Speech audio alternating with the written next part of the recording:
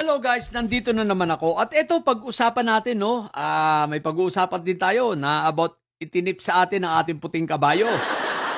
Magkarugtong ito, pero pag-usapan natin about na naman dito kay Mike Diferensya. At ano ang another revelation na ito Konektado ito sa kanyang itinayong negosyo na na babaihan, front ang ang Family KTV, pero ang totoo drug din. At the same time, sex sex din, no? Illegal sex trade. Meron doon, illegal sex trade, prostitution. What the heck? O eto, isang news ang nating nakalap nitong March 9 na, year 2000 pa ito, Basahin natin dito sa baba. Ayan. Ang sabi rito, the attendant, identified only as Eduardo, claimed he acted as pimp. Pimp po ayo bugaw. Okay. For the 4 girls and the Quezon City representative Michael Defensor, who had interceded on the girls' behalf, regularly hired woman including the 4 for sex. What the heck, no? Si Mike Diferensya, o yan guys maliwanag si Mike Diferensya, year 2000 pa lang, mahilig na talaga sa prosti. So kaya hindi nakakapagtaka, ang negosyo niya may kalahok pa rin na prostitute. Bakit maliwanag sa binasa natin na ito si Mike Diferensya, nung siya ay congressman, mahilig kumuha ng mga babae. 4 pa at hindi once, hindi twice, sabi ron regular. Sabi ng bugaw na si Eduardo, di ba? Eduardo Pampanga. Ang sabi ron, saan ito? Sa may Paddy's Point sa Timog, dako puro di, malapit to sa circle. Sa West. Sabi dito, Paddy's Point and Restaurant on Timog Avenue. Ang dami talaga ron guys kasi matagal ako sa area na yan dahil di ba nagtrabaho ako sa KFC, sa Roses Avenue lang kami. So matagal ako dyan sa area na yan at iniikutan ko rin yan, panahong yan. So nandyan pa, meron dyan Planet Hollywood, meron dyan mga bar pa dyan. Meron pa dyan Paddy's Point, meron pa isa dyan, yung sa tapat niyang Paddy's.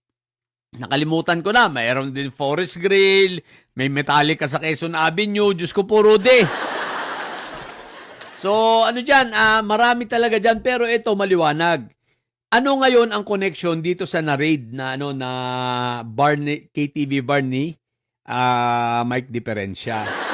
So, ito lamang ay nagpapatunay na si Mike Diferensya ay sanay na sanay talaga pag sa usapin pokpok. Ang dapat ka-partner nito, si Bayot Bay, Pero mahina ka, hindi sana ito sisingaw, Mike Diferensya.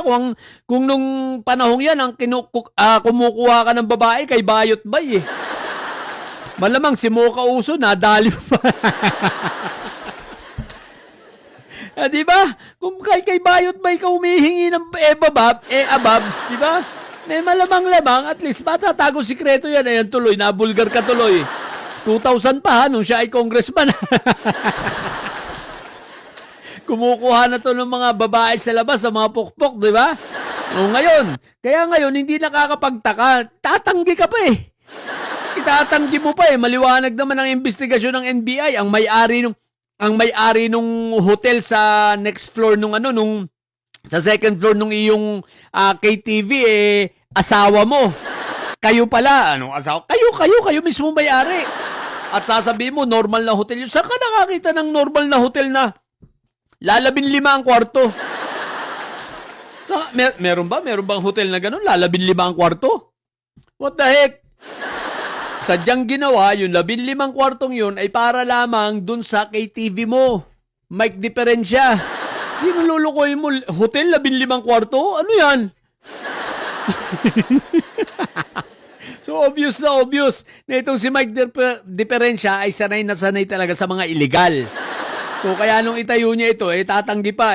Tulad nga ng sinabi ko, bakit ang reaksyon mo, galit ka? Di kung dapat, kung normal ka at nasa katinuan at tama at alam mong legal ang negosyo mo, di dapat matutuwa ka pa dahil nasawata yung illegal na nangyayari dyan. Kaso nagalit ka pa, tapos sasabihin mo, sayang yung 1,000 empleyado, what the heck? Tapos sasabihin mo yung, si Bayot ba tatanga-tanga no? Ano daw kinalaman ng hotel? Anong kinalaman ng hotel? Saan ka nakakita ang hotel na 15 kwarto, haber?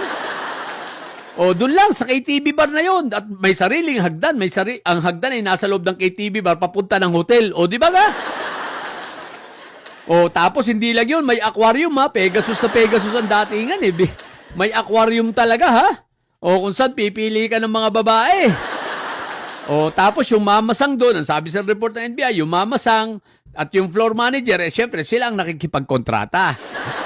Pagkatapos, bago mo iakyat, tulad ng sinabi ko, bar fine.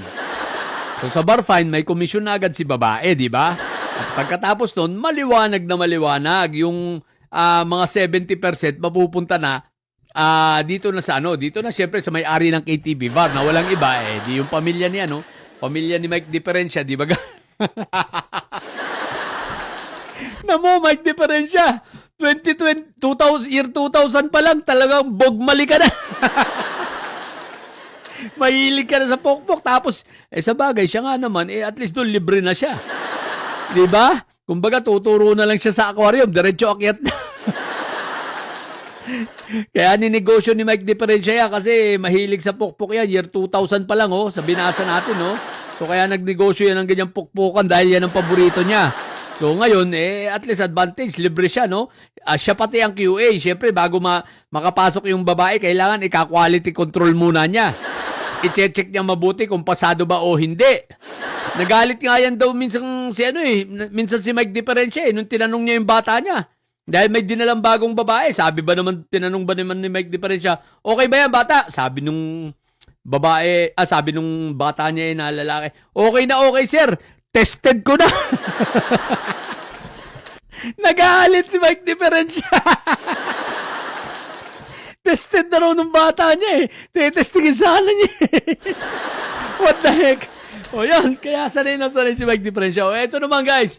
Ang sabi ng ating puting kabayo, what the heck? So, napurnada ang kasunod na plano dahil bago pala mangyari yung raid na ito, meron na silang binubuo. Meron silang binubuo na naman na another maleta group. Another fake Marines na naman, So may mga nire-recruit sila na yung mga dati-dati pa na nakapagtrabaho kay Saldico. So nire-recruit uli nila para gawa ng panibagong maleta. Maleta issue na naman. Ang problema, nagka-raidan nga ganito. So medyo na pending. At ang laki ng kinaharap na problema nitong si Mike Diferensya dahil naisampa na sa fiscal ang sa fiscal ang kaso, ito ay no bail.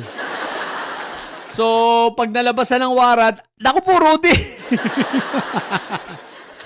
Iiyak ng todo si Mike Diferensya. Kaya, ayun, napending muna yung bagong mga marites na ilalabas nila, ha?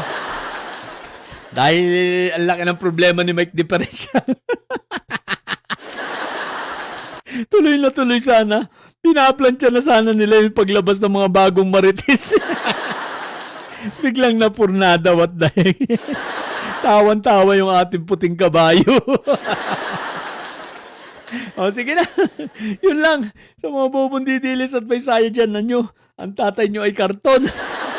Manatili kayo mga bobo at may side. Ang tatay nyo pala ay preso. Ang BP nyo ay bobo. Manatili kayo mga bobo at may side. Sapagkat ang may side ay lagi high blood. Bye!